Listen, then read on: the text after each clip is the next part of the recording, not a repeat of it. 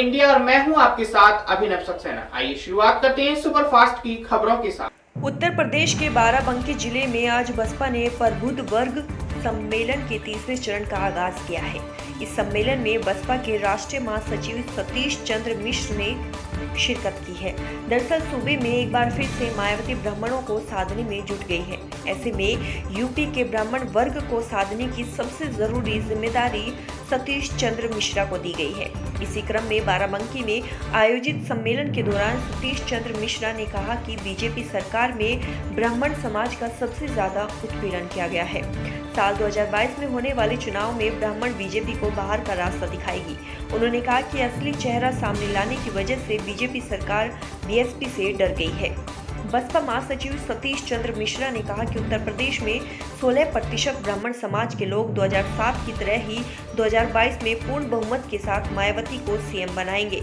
उन्होंने कहा कि हम लोग 2007 की तरह सर्वजन हिताय और सर्वजन सुखाय की सरकार बनाने का काम करेंगे। हम लोग सर्व समाज को साथ लेकर चल रहे हैं।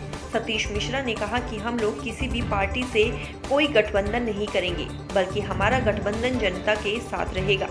उन्होंने कहा कि सरकार ने जिस समाज के साथ अन्याय किया है, हमारी सरकार बनने पर हम उन सभी को न्याय दिलाने का काम करेंगे। जांच कराकर सभी दोषियों के खिलाफ जांच कराई जाएगी। इस सम्मेलन के दौरान बसपा महासचिव सतीश चंद्र मिश्रा ने कहा कि बीजेपी सरकार में ब्राह्मण समाज का सबसे ज्यादा उत्पीड़न किया गया है।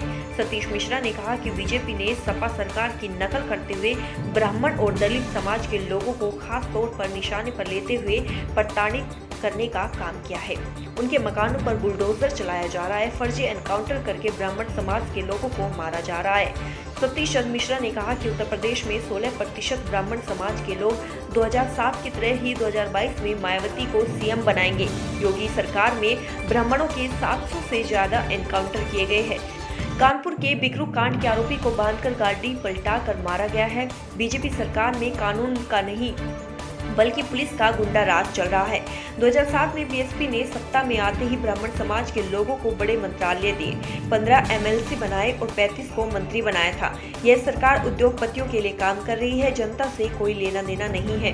सतीश मिश्रा ने कहा कि साल 2022 में होने वाले चुनाव में ब्राह्मण बीजेपी को बाहर का रास्ता दिखाएगी।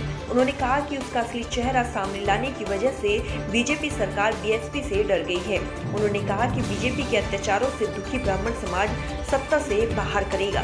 ब्राह्मणों का शोषण और उत्पीड़न पहले कभी किसी सरकार में नहीं हुआ है। बीएसपी ने ब्राह्मण समाज को सबसे ज्यादा सम्मान, सुरक्षा और तरक्की देने का काम किया है।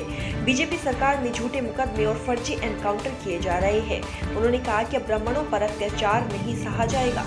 इस दौरान बसपा महासचिव सतीश चंद्र मिश्रा ने बाराबंकी की 266वीं विधानसभा रामनगर से रामकिशोर शुक्ला को बसपा ने विधानसभा चुनाव 2022 के लिए अपना उम्मीदवार और प्रभारी घोषित किया है।